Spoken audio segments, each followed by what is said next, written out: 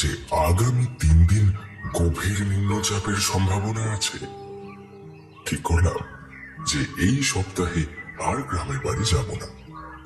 মেসের বাকিদের সে কথা বলতে আরো 3 জন আমার প্রস্তাবে রাজি হয়ে গেল। আমি ছাড়াও এই মেসে আরো 7 জন থাকে। এখানে যারা আছে তারা প্রায় সবাই আমার মতনই চাকুরিজীবী। শুধু রাজর্ষি বলে একটি 22-23 বছরের ছেলে আছে, কলকাতা বিশ্ববিদ্যালয়ে বাংলায় মাস্টার্স করছে। ওর সামনে পরীক্ষা বলে আগে থেকেই ঠিক করেছিল এই সপ্তাহে বাড়ি যাবে না সে। আমরা যারা রয়ে গেলাম তারা সবাই চাকরি করি। শুধু আমাদের মেসের ম্যানেজার কাম প্রাণপুরুষ টোটনদা ব্যবসা করে।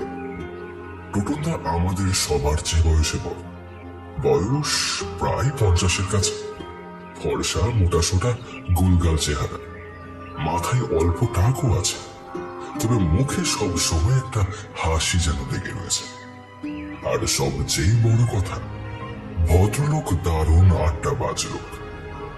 ঝুলিতে প্রচুর গল্প। এই শুধু ওনার জন্য বিদেশ বিভুঁইয়ে এসেও আমরা একাকিত্বে ভুগি না। আমরা সবাই মোটামুটি 30-এর আশেপাশে। শান্তনু আমার গ্রামেরই ছেলে। বলতে গেলে ওই আমায় কলকাতায় চাকরি পাওয়ার পর কম পয়সায় এই মেসে থাকা খাওয়ার ব্যবস্থাটা করে দেয়।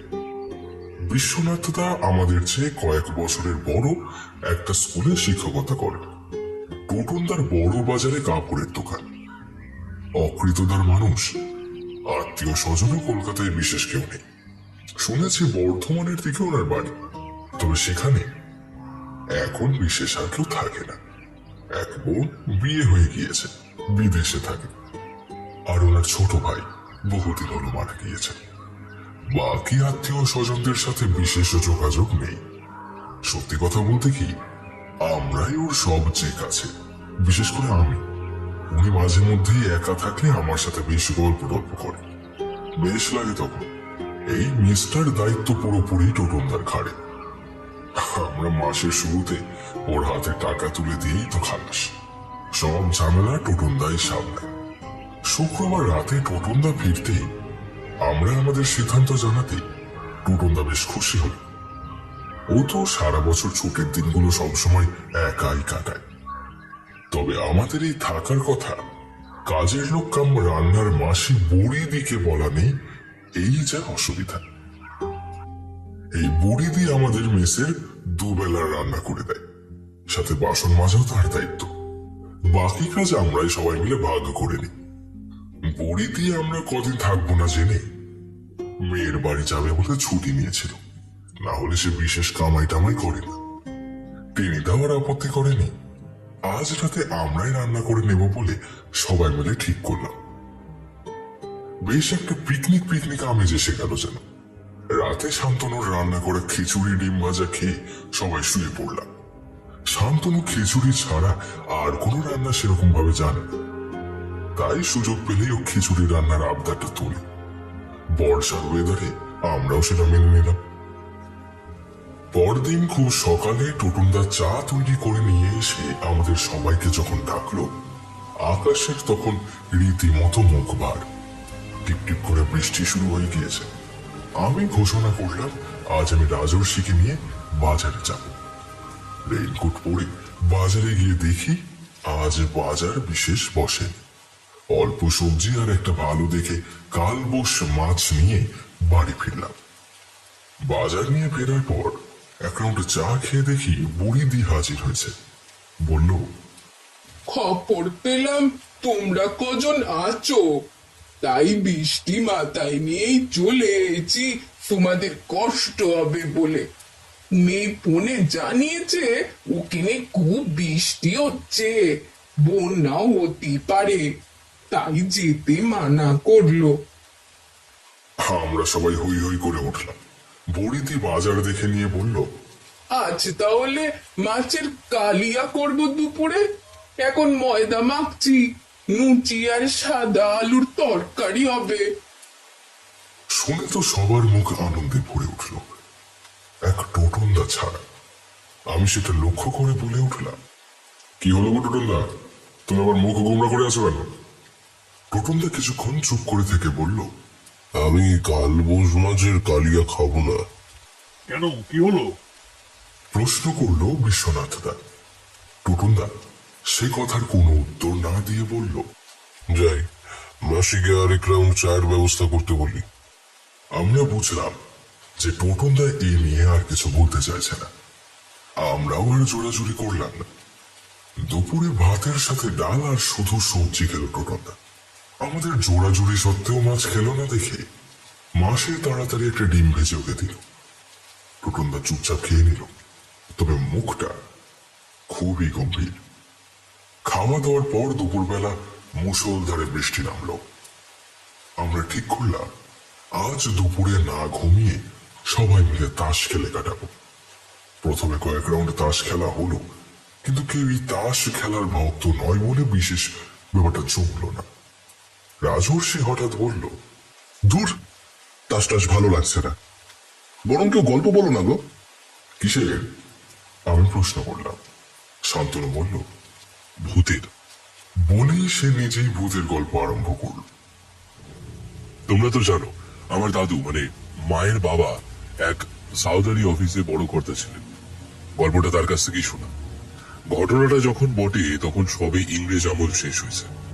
তিনি সেই সময় একবার ভূতের পাল্লায় পড়েছিলেন। সে ভূত নয়, একেবারে সাহেব ভূত। তখন দাদু লালবাজারের কাছে নতুন একটি অফিসে পোস্টিং পেয়েছেন। একদিন অনেক রাত অব্দি অফিসে থাকতে হয়েছিল। সেদিন রাতের বেলা খুব খিদে পেয়ে যাওয়ায় ভাবলেন বাইরে থেকে কিছু একটা খাবার কিনে আনবেন। তখন তো আর এখনকার মতো ওখানে এত খাবারের দোকান ছিল না। তবু একটা মিষ্টির দোকান থেকে কিছু খাবার খেয়ে অফিসে ফিরে এলেন। এই অফিসে দাদু যখন জয়েন করেছিল পুরো অফিসের সব জায়গাগুলো ঠিক মতো চেনা হয়ে ওঠেনি। এদিকে দাদু খাবার কিনে ফেরার সময় ভুল দিকে চলে গেছেন। ঠিক মতো খুঁজে পাচ্ছেন না নিজের ঘরটা, কাউকে দেখতেও পাচ্ছেন না যে চিনে নেবেন। এইভাবে কিছুক্ষণ ঘুরপাক খেতে খেতে দেখলেন একটা ঘরে আলো জ্বলছে। তবে ঘুলঘুলি দিয়ে আলো আসতে দেখে সাহস করে দরজার দিকে এগিয়ে গেল। আস্তে আস্তে দরজা ঠেলতেই দরজাটা কেঁচ করে শব্দে খুলে গেল। ঘরটায় কেমন যেন একটা বন্ধ। অনেকদিন ঘর বন্ধ থাকলে যেরকম বন্ধ হয় ঠিক সেই রকম। উনি দরজার ফাঁক দিয়ে ঘরের ভেতরে মাথাটা গলিয়ে দিলেন। দেখলেন একটা বিশাল সেক্রেটারিয়েট টেবিলের ওপারে একটা লাল মুখো সাহেব এক মনে কাজ করে যাচ্ছে। সাহেবের চেহারাটা প্রকাণ্ড, মাথায় সোনালি আর লালচে চুল মেশানো। সে রঙেরই এক মুখ দাড়ি আর গোঁফ। নীলচে চোখের মনি যেন জলজল করছে। দাদু সাহেবকে দেখলেও সাহেব যেন তাকে খেয়ালি করেনি। সাহেবের ওই চেহারা দেখে দাদুর আর তাকে কোনো প্রশ্ন করার সাহস হলো না। চুপচাপ যেমন এসছিলেন তেমনই ঘর থেকে বেরিয়ে গেলেন। এসেও আদৌ অন্ধকারে করিডোর ধরে ছুট লাগাবেন কিনা ভাবছেন, এমন সময় দেখলেন সেই সাহেব সামনে দাঁড়িয়ে। সাহেবের নীল চোখ দিয়ে তখন আগুন ঝরছে। বলে সাহেব তখন দাদুকে এক বিরাশি শিক্ষার চড় কষালেন। সেই বিশাল হাতের চড় খেয়ে দাদু মাটিতে লুটিয়ে পড়লেন। তারপরই জ্ঞান হারালেন দাদু।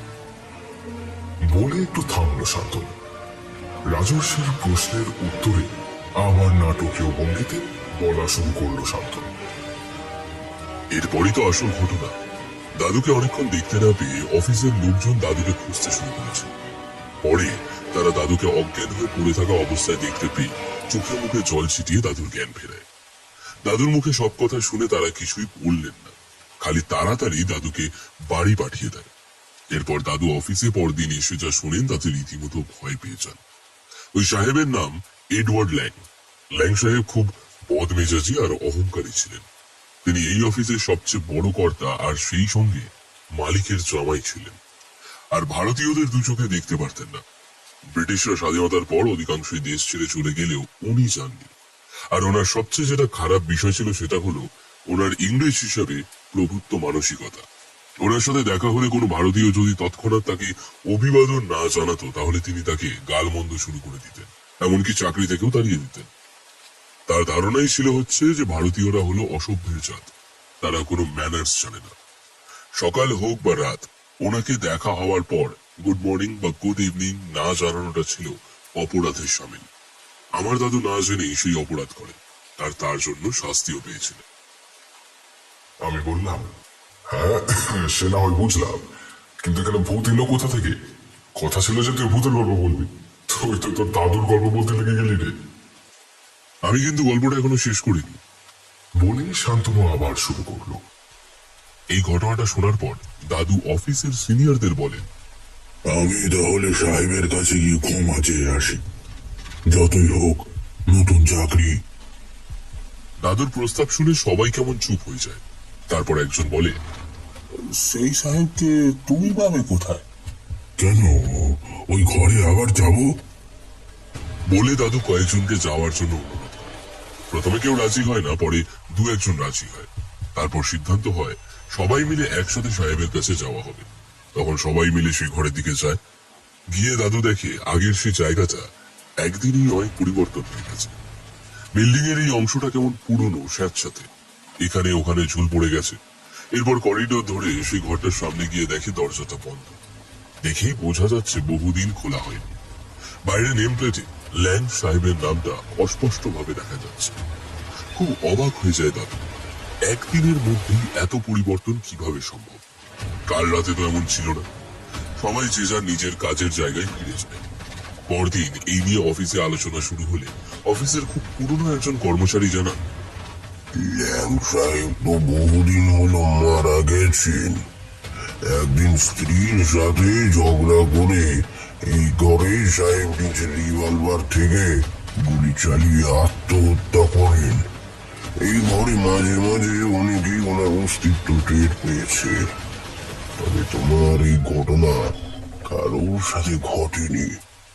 এই কারণে সবাই বিল্ডিং এর এই অংশটায় আসতে ভয় পায়। অফিসের কেউ এইদিকে আসে না। তুমি জানতে না বলে চলে এসেছিলে। সব শুনে দাদু খুব ভয় পেয়ে যায়। সেই সপ্তাহে হেড অফিসে তবদিল করে ওই অফিস ছেড়ে অন্য অফিসে দাদু জয়েন করে। বলে শান্তনু থামলো। বিশ্বনাথ দা বললেন, তাহলে বলতে চাইছো তোমার দাদুকে ভূতে জন্ম মেরেছিল? হ্যাঁ, সে আমি কি জানি, দাদুর মুখে যা শুনেছি তাই বললাম। তোমাদের বিশ্বাস করতে হয় করো, না হলে করো না। বিশ্বনাথ দা মুচকি হেসে বললেন, সবাই যত ভূতের গল্প বলে সবই অন্যের মুখে শোনা, নিজের অভিজ্ঞতা কেউই বলে না। খোঁচারা যে শান্তনুর উদ্দেশ্যে সেটা বুঝতে আমার বাকি রইল না। এর মধ্যেই টোটনদা দিকে চা করে এনেছে। কখন যে ও উঠে গিয়েছিল আমরা কেউই খেয়াল করিনি। চা খেতে খেতে রাজর্ষি আলপটকা বলে উঠল, টোটনদা, তুমি কোনোদিনও ভূত দেখোনি? টোটনদা এবার চায়ের কাপে একটা চুমুক দিয়ে মুখ খুললেন। তোমরা সকালে আমায় জিজ্ঞেস করছিলে না আমি কালবোস মাছের কালিয়া কেন খাবো না? এই কালবোস মাছের সাথে আমার একটা খুব খারাপ অভিজ্ঞতা জড়িয়ে আছে। খারাপও বলতে পারো, আবার অলৌকিকও বলতে পারো।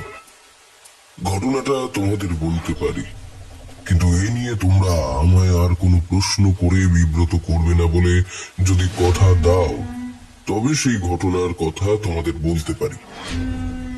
আমরা সবাই এই বিষয়ে সম্মতি জানালে টোটনদা বলা শুরু করলেন। টোটনদার গল্প বলার ভঙ্গিটা বেশ সুন্দর। এমন ভাবে ব্যাখ্যা করে যেন মনে হয় চোখের সামনে ঘটনাগুলো ঘটছে। টোটনদা একটু কি যেন চিন্তা করে নিল। মনে হলো যেন মনে মনে সাজিয়ে নিচ্ছে ঘটনাটা। তারপর বলা শুরু করলো। আমি যে ঘটনাটা বলবো সেটা আজ থেকে প্রায় 40 বছর আগে 80-র দশকের ঘটনা, যা আমার সাথেই ঘটেছিল। হয়তো তোমাদের বিশ্বাস হবে না, তবুও বলছি। তখন আমার বয়স 12 বা 13 হবে। আমার দেশের বাড়ি মানে বর্ধমানে একান্নবর্তী পরিবার ছিল আমাদের। বাবার জ্যাঠারা মিলে সবাই একসাথে থাকতাম। বাবা ছিলেন স্কুল মাস্টার, খুব গম্ভীর প্রকৃতির, রাশ ভারী লোক। আমরা পারতপক্ষে তেনার কাছে ঘেঁষতাম না। আমাদের জ্যাঠা চাকরি সূত্রে বিহারে থাকতেন, তবে ছুটি ছাটায় বাড়ি আসতেন। তবে আমাদের পরিবারের ছোটদের কাছে সবচেয়ে পছন্দের ছিলেন নিতাই জ্যাঠা।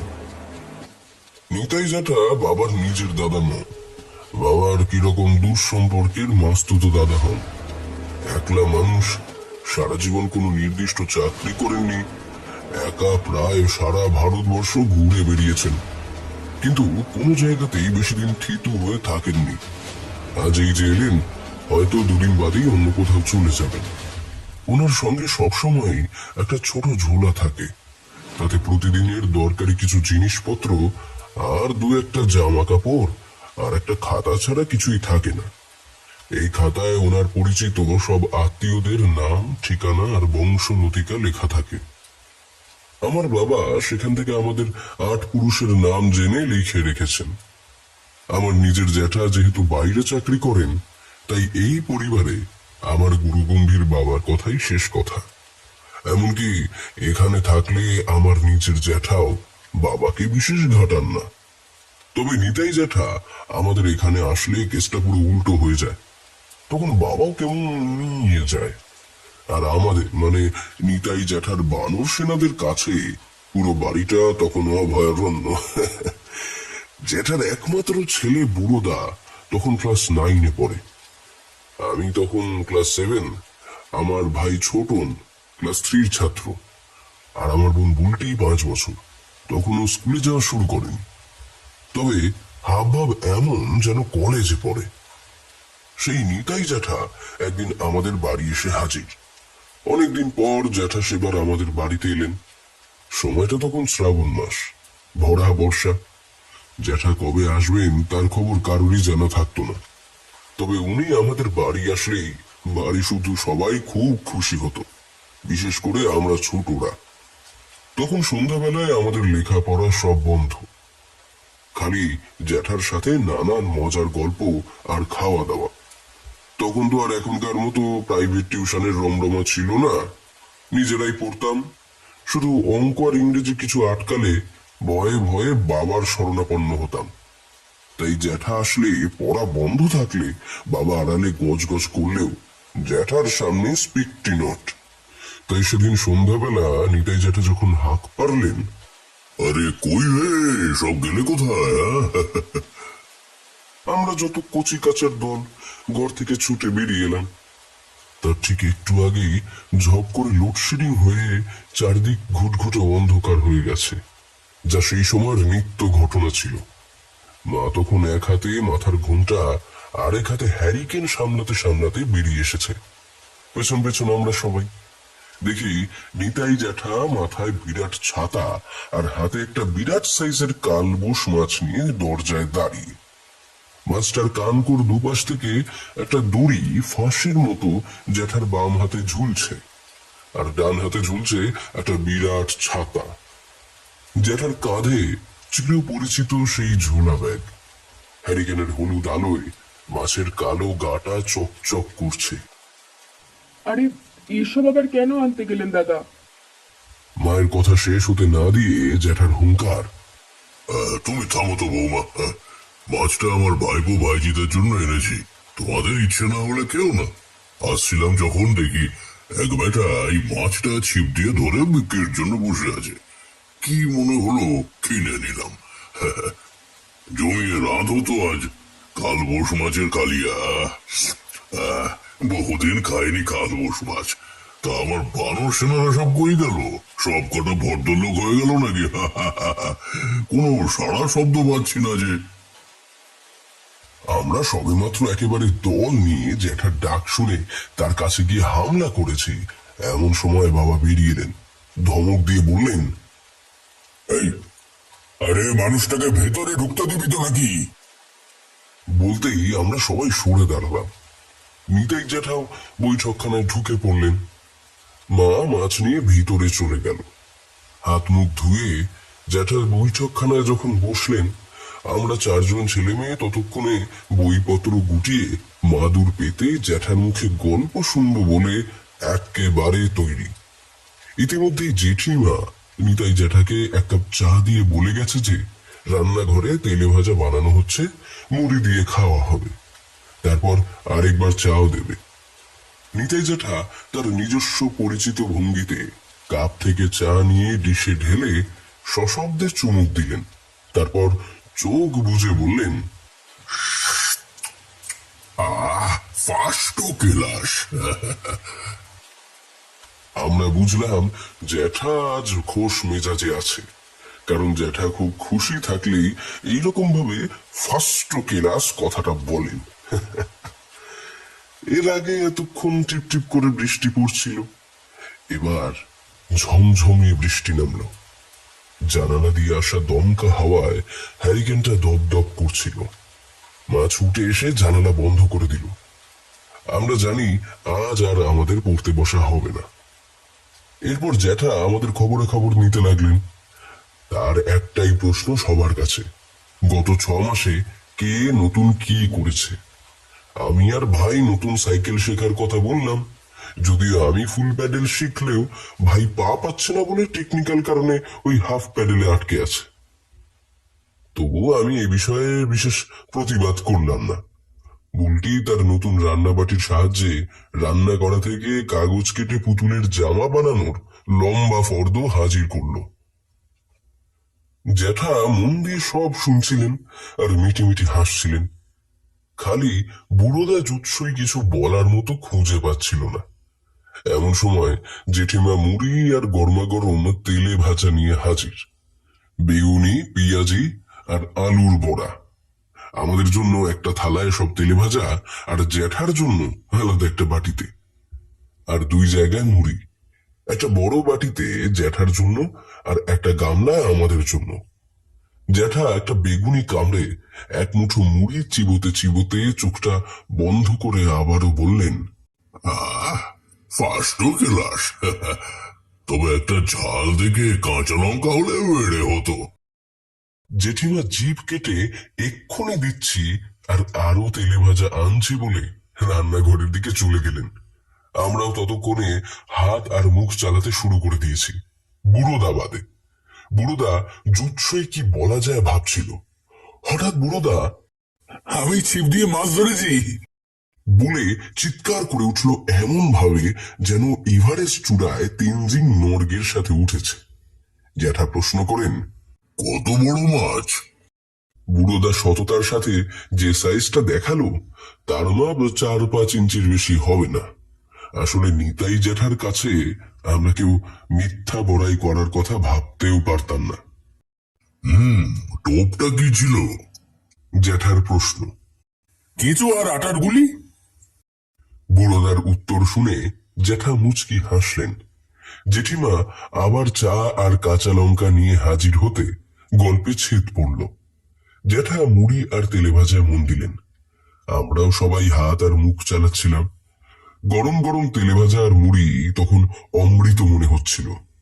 হঠাৎই বুলটি বেমক্কা প্রশ্ন করল, আচ্ছা জেঠু, তোমরা কোনোদিন মাছ ধরেছ? আমি? বলে জ্যাঠা হঠাৎ উদাস হয়ে গেলেন। তারপর বিষণ্ণ গলায় বললেন, এক সময় আমি অনেক মাছ ধরেছি। তারপর বুড়ো কর্তার বয়সে এসে একটা ঘটনার পর আর মাছ ধরি না।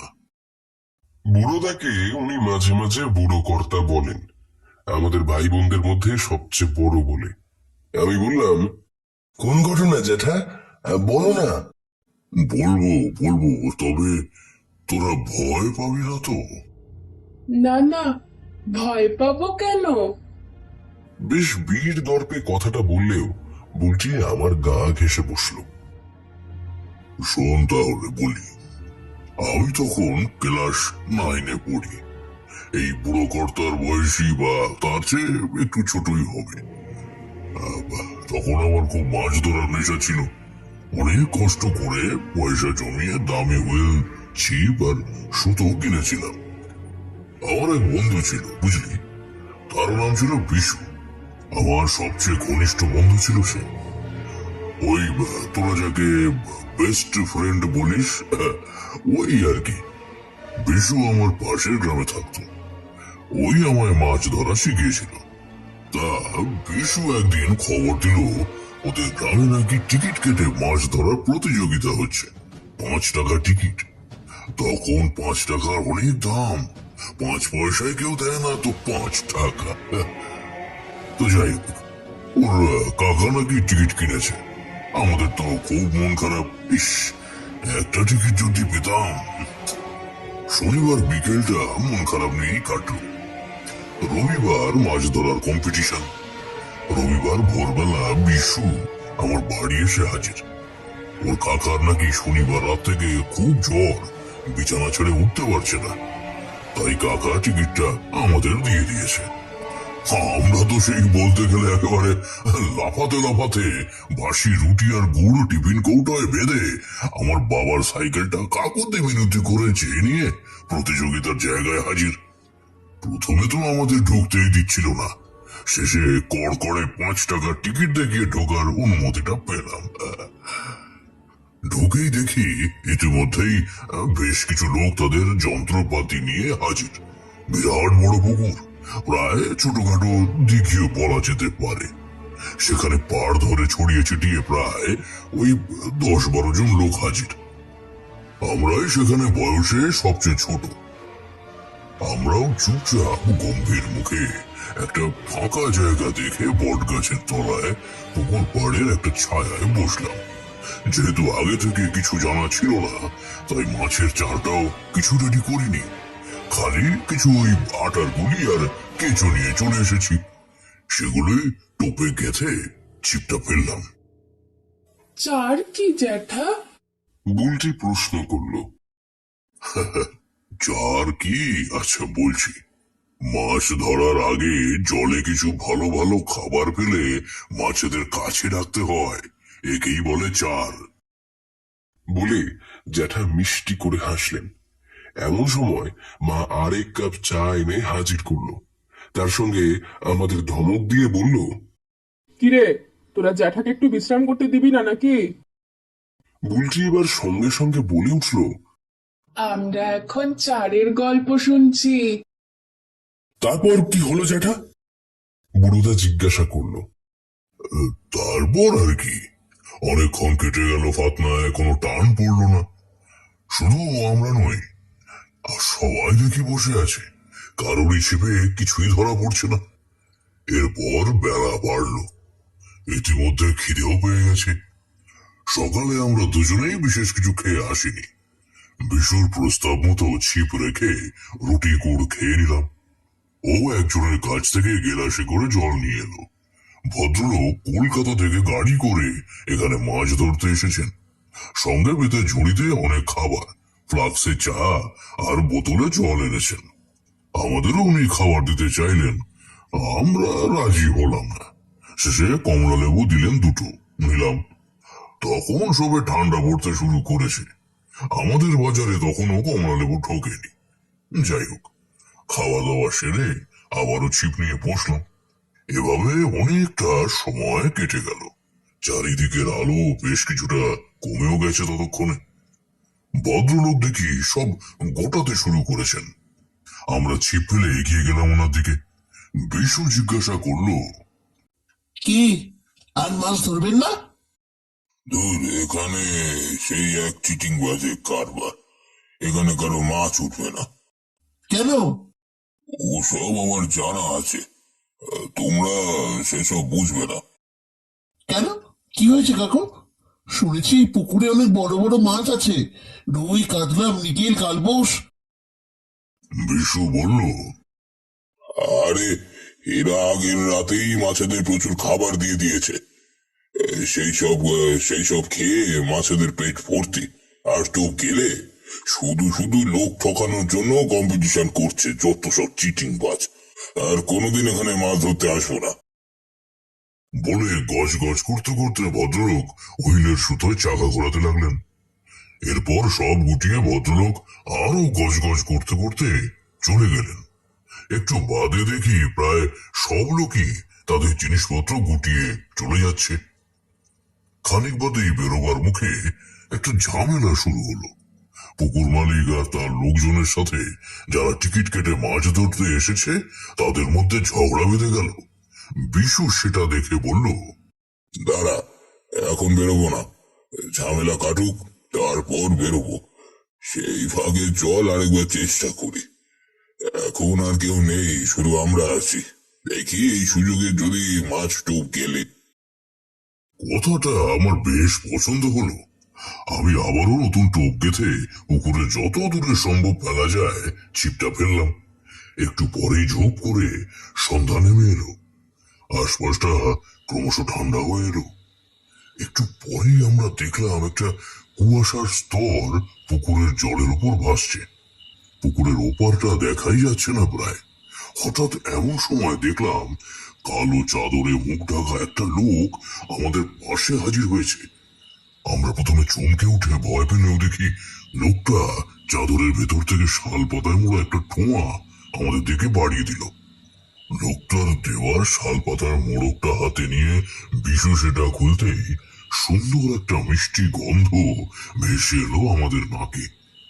বিশু মোড়কটা নাকের কাছে এনে গন্ধটা শুকে নিয়ে বলল, মহুয়া পিঁপড়ের ডিমের টোপ, আরো অনেক কিছু আছে, কিন্তু সেগুলো চিনতে পারছি না।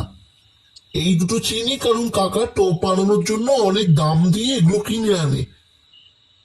আমি তাড়াতাড়ি টোপ গেথে পুকুরে ফেললাম। প্রায় অন্ধকারে নিশাচরের মতো ফাতনার দিকে তাকিয়ে রইলাম দুজনে। হঠাৎ বিশু চেঁচিয়ে উঠল।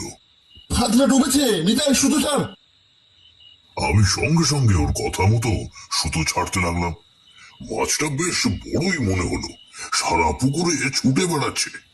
আমিও সেই মতো সুতো ছাড়ছি। তবে এর মধ্যেই আমি রীতিমতো ঘামতে শুরু করেছি। এর আগে এত বড় মাছ কোনোদিনও আমার ছিপে গাঁথেই নিত। এবার বিশু আমার হাত থেকে ছিপটা নিয়ে নিল। মাছ ধরায় ওই আমার গুরু, তাই আমিও আর আপত্তি করলাম না। এরপর সে মাছটাকে খেলাতে লাগলো, কখনো সুতো ছাড়ে, কখনো হুইল গোটায়। এইভাবে বেশ কিছুক্ষণ চলল। এদিকে আবার অন্ধকার ঘনিয়ে এসেছে। আমার তখন ঘাম বসে গিয়ে শীত শীত করছে রীতিমতো। আর বিশুও দেখছি ঘামতে শুরু করেছে। তবে ও পাকা মাছ শিকারী। শেষে অনেক কসরত করে এক সময় বিশু মাছটাকে ডাঙায় তুলল। প্রায় 2 সেরের মাছ। 2 সের মানে আজকালকার ওই 2 কেজির কালবোস। গায়ে শ্যাওলা ধরে কালচে সবুজ রং হয়ে গেছে। বিশু বলল মাছটা পাকা। এরপর ছটফট করতে থাকা মাছটাকে থলেতে ভরে ফেললো ও কায়দা করে। আমায় সব গুটিয়ে নিতে ইশারাও করলো। সব গুটিয়ে চুপচাপ দুজনে বাইরেও বেরিয়ে এলাম। দেখলাম গেটে বা বাইরে কেউ নেই। ওই ঝামেলার মধ্যে আমাদের কথা সবাই ভুলেই গেছিল বোধহয়। চাদর মুড়ি দেওয়া লোকটাকেও আর দেখতে পেলাম না আশেপাশে। রাত হয়ে যাচ্ছে দেখে সাইকেলের পিছনে বিশুকে বসিয়ে সাইকেলের প্যাডেলে চাপ দিলাম। বিশুর বাড়ির সামনে এসে বিশুকে নামিয়ে দিলাম। ও বলল, ভাই, মাছটা তুই বাড়ি নিয়ে যা। আমি আপত্তি করলাম, কিন্তু ও শুনলো না। বলল, কাল স্কুল থেকে ফিরে তোর বাড়িতে তোর মায়ের হাতে মাছের কালিয়া খাবো। আমার তো মা নেই, এত রাতে আমি এই মাছ নিয়ে কি করবো বল? পারলে তোর মাকে বলিস মাছ ভাজা কয়েক পিস আমায় দিয়ে দিতে, বাবাকে দেবো। মা মরা ছেলেটার কথায় আমি আর আপত্তি করলাম না। ওর মা কয়েক বছর হলো মারা গেছেন, আর ওর বাবা খুব রাগী আর কিপটে। প্রায় আমার মা স্কুল থেকে বেরার পর ওকে আমার সাথে বসিয়ে খাওয়ায়। আমি আর কিছু না বলে সাইকেলের প্যাডেলে চাপ দিলাম। বলে নিতাই জ্যাঠা একটু থামলেন। এমন সময় জেঠিমা সেকেন্ড রাউন্ড তেলে ভাজা নিয়ে ঢুকলেন। একটা বড় থালায় গরম গরম তেলে ভাজা নামিয়ে দিয়ে গেলেন। বুলটি বলল, তারপর জেঠু, তোমরা খেলে সেই মাছ? সে আর হলো কই। জ্যাঠা হতাশ গলায় উত্তর দিল। আমি প্রশ্ন করলাম, কেন সেই মাছ তুমি খাওনি? জ্যাঠা সাবধানে একটা আলুর বড়ায় কামড় দিয়ে সামান্য ফাঁক করে ফু দিয়ে ভেতরের গরম বাষ্পটাকে বেরোতে দিয়ে বললেন, এই বাড়ি তো আসল গল্প শুরু। তারপর হঠাৎ গম্ভীর হয়ে গেলেন।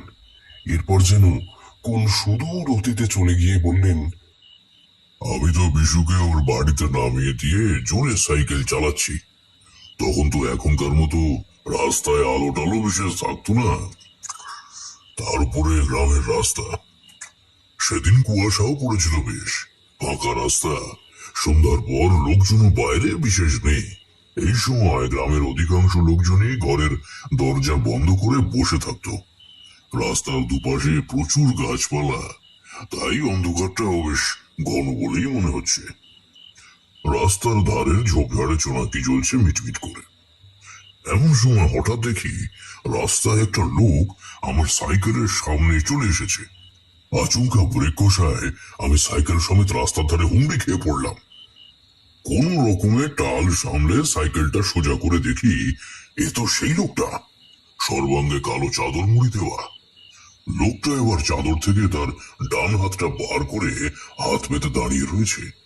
ভঙ্গিটা এমন যেন কিছু একটা চাইছে। ভাবলাম ও বোধহয় ওর দেওয়া টোপটা ফেরত চাইছে। আমি তাড়াতাড়ি তুলে থেকে ওর দেওয়া শালপাতায় মোড়া বাকি টোপটা ওর হাতে দিলাম। আমাদের তো ওই একটুখানি লেগেছিল, বাকিটা পুরোই রয়ে গিয়েছিল। লোকটার হাতে শালপাতার মোড়কটা দিতেই সে হাতের তালুখানা কাত করে মোড়কটা ফেলে দিল। বুঝলাম ও অন্য কিছু চায়। আমার প্যান্টের পকেটে একটা সিকি আর একটা ওই কাঁচা টাকা ছিল। পৌষ সংক্রান্তিতে গরিলাটাই কিনবো বলে অনেক কষ্টে জমিয়েছিলাম। প্রথমে সিকিটা দিলাম ওর হাতে, ও সেটা ছুঁড়ে ফেলে দিল। বুঝলাম সিকিটা ওর পছন্দ হয়নি। এরপর অনিচ্ছা সত্ত্বেও ওই 1 টাকার কয়েনটা ওর হাতে বাড়িয়ে দিলাম। এবার লোকটা 1 টাকার কয়েনটা আমার হাতে ফেরত দিয়ে দিল। এই সময় ওর হাতটা আমার হাতে ঠেকলো। বাপ রে বাপ, লোকটার হাতটা কি ঠান্ডা! লোকটা এবার আমার মাছের থলির দিকে ওর তর্জনী নির্দেশ করলো। তার মানে ও আমার মাছটা চায়। সে কি করে হয়? না না না, আমার ধরা প্রথম এত বড় মাছ আমি ওকে কিছুতেই দেব না। চট করে কয়েনটা পকেটে ঢুকিয়ে লোকটাকে প্রায় ধাক্কা মেরে সাইকেলে লাফিয়ে উঠলাম। প্রাণপণে দিলাম প্যাডেলে চাপ। সাইকেলে জোর প্যাডেল করে ঘাড় ঘুরিয়ে দেখলাম রাস্তার মাঝখানে লোকটা দাঁড়িয়ে আছে। এই অন্ধকারেও ওর জল জলে চোখের দৃষ্টি আমি লক্ষ্য করলাম। আমার মেরুদণ্ড দিয়ে তখন একটা ঠান্ডা স্রোত বয়ে যাচ্ছে। বাতাস রীতিমতো ঠান্ডা হলেও আমি ধরধর করে ঘামছি। এইভাবেই প্রাণপণে জোরে প্যাডেল করলাম কিছুক্ষণ। পথ যেন শেষই হচ্ছে না, সাইকেলটা যেন ভারী হয়ে গেছে মনে হচ্ছে। হঠাৎ টের পেলাম আমার সাইকেলের ক্যারিয়ারে কে যেন বসে আছে। ঘাড় ঘুরিয়ে দেখার সাহস হচ্ছে না, অথচ বেশ বুঝতে পারছি ক্যারিয়ারে কেউ একজন বসে আছে। তার গায়ে যে একটা চাদর আছে সেটাও বেশ টের পাচ্ছি। এদিকে ভয়ে সাইকেলও থামাতে পারছি না। এমন সময় আমার মাথায় একটা বুদ্ধি এলো। কি বুদ্ধি? আমি ভয়ে ভয়ে প্রশ্ন করলাম। আমি বাম হাতে সাইকেলের হ্যান্ডেল ধরে সাইকেল চালাতে চালাতে অন্য হাতটা সামনে রাখা ব্যাগের মধ্যে ঢুকিয়ে মাছের লেজটা ধরে মাছটা বার করে পিছন দিকে ছুড়ে দিলাম। পরিষ্কার টের পেলাম সাইকেলের পেছনে বসে থাকা লোকটার ওজন হালকা হয়ে গেল। আমি স্পষ্ট বুঝতে পারলাম সাইকেলের ক্যারিয়ারে আর কেউ বসে নেই। কোন রকমে সাইকেল চালিয়ে বাড়িতে এসে বিছানায় শুয়ে পড়লাম। সেই রাতেই আমার দম জ্বর এলো। 3 দিন জ্বরের ঘরে ছিলাম, ভুলভাল বকছিলাম। মা সারা রাত কপালে জলপট্টি করেছিল। 4 দিনের দিন আমি একটু সুস্থ হলাম। সেদিন বিকেলে বিছানায় শুয়ে আছি, শরীর খুব দুর্বল। বিশু এলো, সব বললাম ওকে। বিশু কিছুই বলল না। মা ওকে কটা নারকেল নাড়ু দিল, সেগুলো না খেয়ে পকেটে ঢুকিয়ে হন্তদন্ত হয়ে চলে গেল। পরদিন সকালে আবার এসে হাজির সে। আমার ঘরে সোজা ঢুকে ছিটকিনি তুলে আমার বিছানায় বসলো। তারপর ফিসফিস করে বলল, আচ্ছা, তুই সেদিন মেছো ভূতের পাল্লায় পড়েছিলি? ওর নাম মেছো জগা, আমাদের গ্রামেই থাকতো। মাছ ধরার পাকা শিকারি বলতে পারিস। এমন টোপ বানাতো, মাছ না গিলে পারতো না। ও বছর 2 হলো মারা গেছে। এই পুকুরে বরাবর চ্যাম্পিয়ন হতো মাছ ধরার কম্পিটিশনে। মরে গিয়েও ও মাছ ধরা সেই নেশা ছাড়তে পারেনি। সবাই বলে মেছো জগা নাকি মারা গিয়ে মেছো ভূত হয়ে গেছে। এই পুকুরে গত 2 বছর থেকে আর কারো ছিপে মাছ ওঠে না। গত বছর একজন আমাদের মতোই একটা বড় কালবোস মাছ পেয়েছিল সন্ধেবেলা, কিন্তু সে নাকি সেই মাছ নিয়ে বাড়ি যেতে পারেনি, রাস্তায় হার্ট অ্যাটাকে মারা যায়। সব থেকে অবাক কথা, লোকটা মারা যাওয়ার পর সেই মাছটাও আর তার কাছে আর পাওয়া যায়নি। ভাগ্যিস তুই মাছটা ছুঁড়ে ফেলে দিয়েছিলি, না হলে। এই পর্যন্ত বলে চুপ করে যায় বিশু। সব শুনে আমার দেহ কাঠ হয়ে গেছে। এমন সময় মা বাইরে থেকে দরজা ধাক্কাতে শুরু করলো। বিশু গিয়ে দরজাটা খুলে দিল। দেখলাম মা লুচি তরকারি নিয়ে হাজির। বলে নিতাই জ্যাঠা চুপ করলেন। এমন সময় বুড়োদা হঠাৎ বলে ওঠে, আমি হলে কিছুতেই মাছটা দিতাম না, মরে গেলেও না। জ্যাঠার মুখটা কথাটা শুনে কালো হয়ে যায়, কিন্তু মুখে কিছু বলেন না। বুলটি তখন বলে ওঠে, তুই বেশি বড় বড় কথা বলিস না বদ্দা। সেদিন তো রাতে বাথরুম যাওয়ার সময় আমায় বলছিলি দরজার কাছে দাঁড়াতে। কত সাহসী নাকি তুই! কথাটা শুনে বুড়োদা ছাড়া সবাই হো হো করে হেসে উঠল। এমন সময় হঠাৎ সারা ঘর আলোয় ভরে গেল। কারেন্ট চলে এসেছে। জেঠিমা এরপরই ঘরে ঢুকে ঘোষণা করলেন রান্না প্রায় শেষের দিকে। মা বললেন, ও দাদা, আপনার কথা মতো মাছের কালিয়া করেছি, আপনি খাবেন? চলুন, সবাইকে একসাথেই খেতে দেব। খেয়ে দে এবার আপনি একটু বিশ্রাম নিন। এরপর রাতের খাওয়া শেষ করে শুয়ে পড়লাম। আমাদের বৈঠকখানাতেই জ্যাঠা শুলেন। অতিথি আসলে ওই ঘরেই শুতে দেওয়া হয়। বাইরে তখন প্রচন্ড ঝড়ের দাপট, আর তার সাথে মুষলধারে বৃষ্টি শুরু হয়েছে। আমরাও এই ঠান্ডা আবহাওয়ায় বৃষ্টির শব্দ শুনতে শুনতে কাঁথা মুড়ি দিয়ে শুয়ে পড়লাম। একটু বাদে হঠাৎ বাইরের দরজায় ধাক্কার আওয়াজে বাড়ির সবাই জেগে উঠল। বাবা পাড়ার চেনা লোকের গলার আওয়াজ পেয়ে দরজা খুললেন। আমরা দেখলাম খাকি পোশাক পরা দুজন পুলিশ আর পাড়ার কিছু লোকজন দরজায় দাঁড়িয়ে। পাশের বাড়ির হারাধন কাকু বাবার কাছে এসে চাপা গলায় কি যেন বলল। বাবা শুনে গম্ভীর হয়ে গেলেন। তারপর বললেন, বুড়ো, নিতাইদাকে একটু ডাকতো। আমি আর বুড়োদা জ্যাঠার ঘরের দিকে ছুটলাম। গিয়ে দেখি দরজা হাট করে খোলা। ঘরে কেউ নেই, বিছানা টান টান করা। কেউ যে এই ঘরে ছিল তার কোনো চিহ্নই নেই, এমনকি জ্যাঠার ঝোলা ব্যাগটাও নেই। বাইরে এসে বাবাকে সে কথা জানাতেই বাবা গম্ভীর হয়ে গেলেন। বাইরে তখনও টিপটিপ করে বৃষ্টি পড়ছিল, তাই বাবা একটা ছাতা আর টর্চ নিয়ে পুলিশ আর পাড়ার লোকজনদের সাথে বেরিয়ে গেলেন। মা জেঠিমাদের কোনো প্রশ্নের উত্তর দিলেন না। বাবা বেরিয়ে যাওয়ার পর আমি আর বুড়োদা আরেকটা বড় ছাতা আর হ্যারিকেন নিয়ে বাবাদের দলটার পিছু নিলাম। দাদার হাতে ছাতা আর আমার হাতে হ্যারিকেন। সত্যি বলতে গেলে কি, আমার মা আর জেঠিমাই আমাদের পাঠিয়েছিলেন কি হয়েছে জানার জন্য। আমরা দুজনে দলটার পিছু পিছু চললাম, তবে বাবার চোখে পড়লে মুশকিল, তাই একটু দূরত্ব বজায় রেখেই চললাম আমরা। আমাদের যে ভয় করছিল না তা নয়, তবে তার থেকে কৌতূহল ছিল বেশি। গ্রামের এই রাস্তাটা কিছুটা যাবার পর দুভাগ হয়ে গেছে। একদিকটা বাস স্ট্যান্ডের দিকে, আরেকটা দিক অন্য গ্রামে যাওয়ার রাস্তা। বাস স্ট্যান্ডের দিকে রাস্তার ধারে একটা বড় বট গাছ আছে। সবাই সেখানে দাঁড়িয়ে বাসের জন্য অপেক্ষা করে। সেখান থেকে একটু দূরে গিয়ে রাস্তার ধারের একটা জায়গার দিকে একজন পুলিশ অফিসার দিক নির্দেশ করলেন। সবাই সেখানে গিয়ে হাজির হলো। এখানে আলো খুব কম। পুলিশ অফিসার তার জোরালো টর্চের আলো ফেললেন সেখানে। আমরাও তাদের পেছন পেছন পা চালিয়ে সেখানে গিয়ে হাজির হলাম। বাবাও তার টর্চের আলো সেদিকে ফেললেন। দেখি নিতাই জ্যাঠা রাস্তার কাদার মাঝে পড়ে আছে উপর হয়ে। এক পাশে সেই ঝোলা ব্যাগটা পড়ে আছে। ভিড়টা ক্রমশ ওনার দেহটার দিকে এগিয়ে চলল।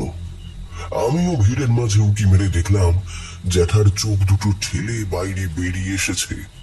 যেন কোনো কিছু দেখে খুব ভয় পেয়েছেন। ডান হাতে পাশে ছাতাটা উল্টো হয়ে খোলা অবস্থায় পড়ে আছে। বাম দিকের হাতটা বুকের কাছে জড়ো করা।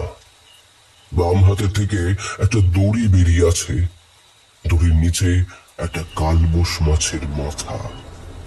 মাছটার বাকি অংশটা নেই, কে যেন টেনে ছিঁড়ে নিয়েছে বাকি অংশটা। দেখে বোঝাই যাচ্ছে কেউ ওনার কাছ থেকে মাছটা কেড়ে নেওয়ার সময় উনি প্রবল বাধা দিয়েছিলেন। পুলিশ অফিসার বললেন, লোডশেডিং এর পর আজ সন্ধ্যা থেকে এই রাস্তায় বিশেষ কেউ আসেনি। ঘন্টাখানেক আগে একজন এই রাস্তা দিয়ে যেতে গিয়ে ওনাকে পড়ে থাকতে দেখে থানায় খবর দেয়।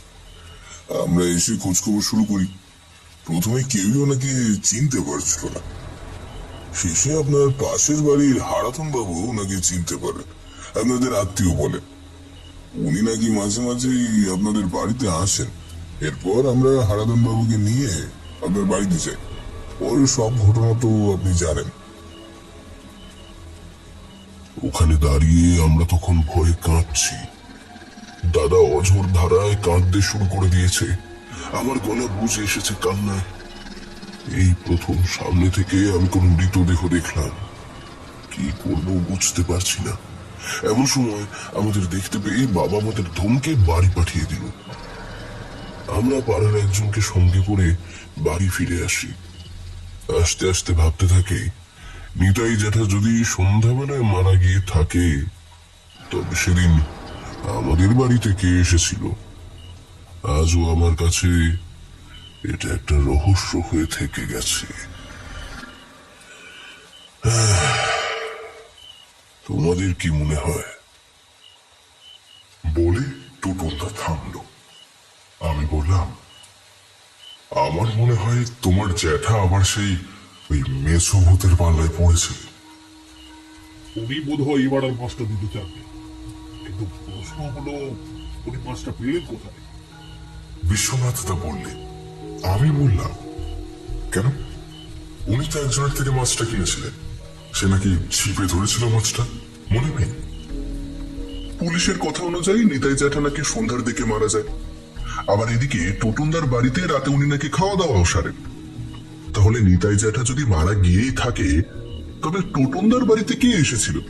নিতাই জ্যাঠার ভূত? রাজর্ষির প্রশ্ন শুনে টোটনদা বিমর্ষ মুখে তাকায়। জানি না, তবে সেই ঘটনার পর আর আমি কোনোদিন কালবোস মাছের কালিয়া খাইনি। বলে চুপ করে যায় টোটনদা। আরে কালিয়া না খাও, ভাজা তো খাবে। আজ রাতে খিচুড়ি করতে বলে দিয়েছি বুড়িদিকে, সাথে কালবোস মাছ ভাজা। বলে উঠে শান্তনু। আমরা সবাই একসাথে বলে উঠলাম, আবার খিচুড়ি? বাইরে তখন শ্রাবণ ধারা নতুন করে নেমেছে। টোটনদা কিছু না বলে উদাস দৃষ্টিতে জানালা দিয়ে তাকিয়ে থাকে। বৃষ্টি মুখর